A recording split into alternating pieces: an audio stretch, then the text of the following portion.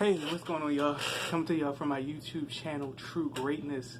So today's video I'm going to do is my prediction of my top 5 candidates, plus a dark horse. So really my top 6 candidates for the NBA MVP next season. I already did a list of who I think was going to win it this year. By the way, I think it's going to be Giannis, since they're resuming the season the end of this month. I'm pretty sure they're still going to give out awards at the end of this year. So I'm not talking about that anymore. So I'm going to talk about the 2021 season of who I think the MVP is going to be, or my top 5 plus the dark horse of candidates. So I'm going to give you the names first, and then I'm going to give you what their stats are this year, and then why I think they can be close to or relatively to what their stats are this year, next year. And this is the order that I think. Giannis Antetokounmpo from Milwaukee Bucks, number 1. Number 2, LeBron James. Number 3, Anthony Davis. Number 4, James Harden. Now, the number 5 and number 6, be surprised a little bit. Because the young dudes who really have shown off a lot this year and really have shown that they can be the leaders of their team much quicker than probably people thought they would. A little bit quicker. And that would be number 5 would be Jason Tatum. And then the dark horse to me, and the number 6 who can maybe creep in to that number 5 spot is Pascal Siakam. And this is my thing about Pascal, why I think he's really ascending. He won Most Improved Player last year.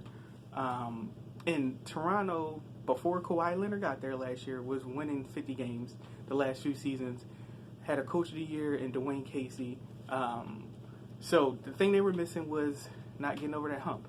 But you saw Pascal come into his own last year and win that award. And then you saw him continue to make those steps this year, obviously before the shutdown. And even some injuries he had this year, he was still putting up numbers. And I think that's just going to go up. Toronto's a really good team. Yes, they're older. They're more, have more vets. So it'll be interesting to see how that framework happens. But I think he's like, he can get close, really close to that 5 spot. The stats that Giannis is putting up this season, for example, Giannis is putting up 29, 13, and 5, almost 6 assists. And that's 13 boards, 29 points. LeBron is putting up 25, 7, almost 8 rebounds a game, 10.6 assists, almost 11. Anthony Davis is putting up 26, 9 rebounds, though I think his rebounds should rise, and 2.4 blocks a game. James Harden is putting up 34, 7, and 6 rebounds and 7 assists. So about 7.4 assists. And then Jason Tatum is putting up 23 and 7 boards. Now his assist total has to go up. I think he's averaging about 2.9. But that's all their numbers. And then Pascal this year is putting up 23, 7 rebounds, 7.5 rebounds, and 3.6 assists. So that's their numbers that they was putting up before the stoppage happened this year.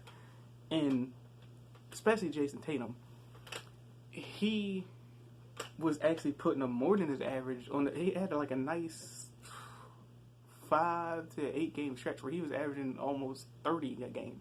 Like I think he was putting up around 28 or 29, something like that.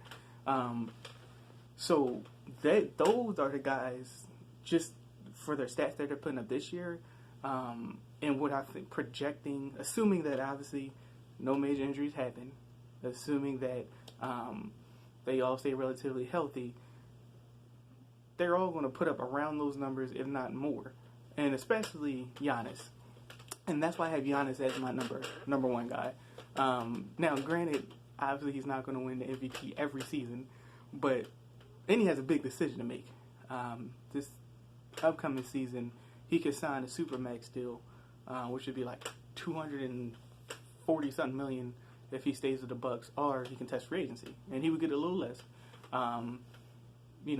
And that's sort of the incentive that the NBA has tried to do with the Supermax deals, which actually really hasn't worked to keep superstar players with their original teams. Those Supermax deals have not worked. I think Steph Curry was only one where that Supermax deal worked, at least recently, since they implemented that a couple years ago.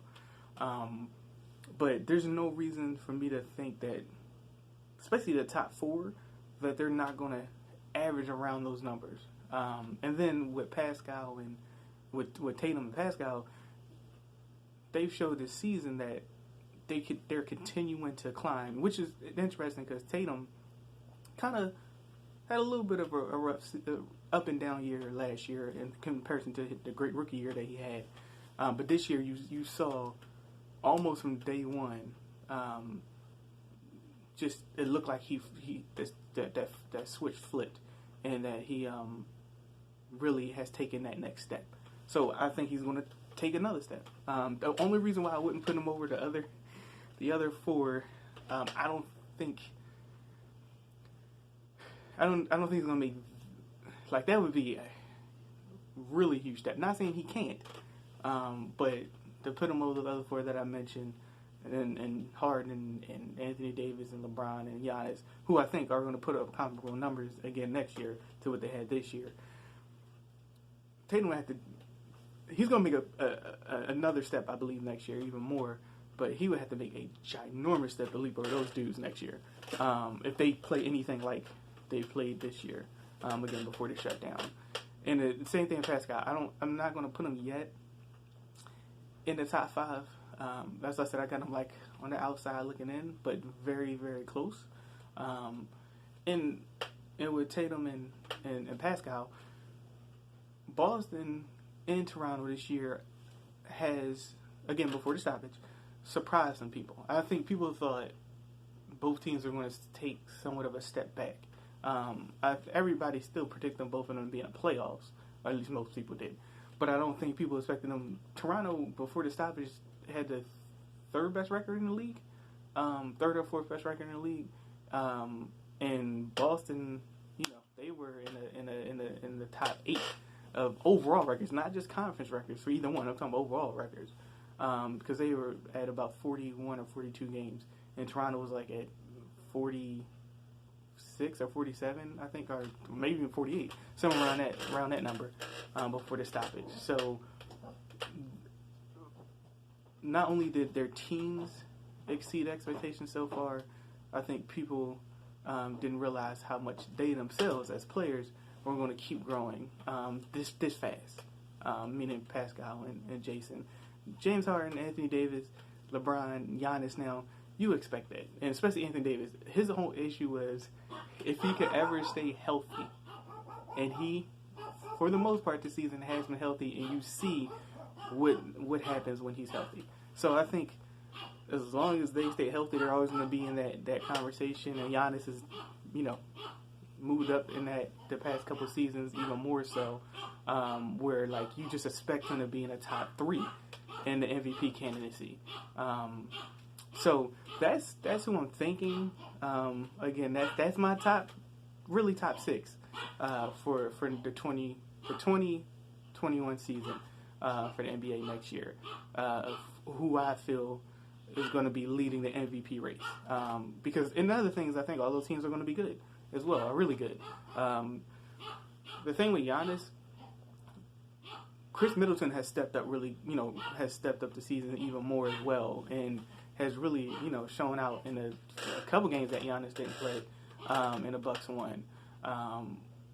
But the Bucks are an older team, so that to me is going to be, and I know this part of it has nothing to do with the MVP list, but I'm just going to say this anyway.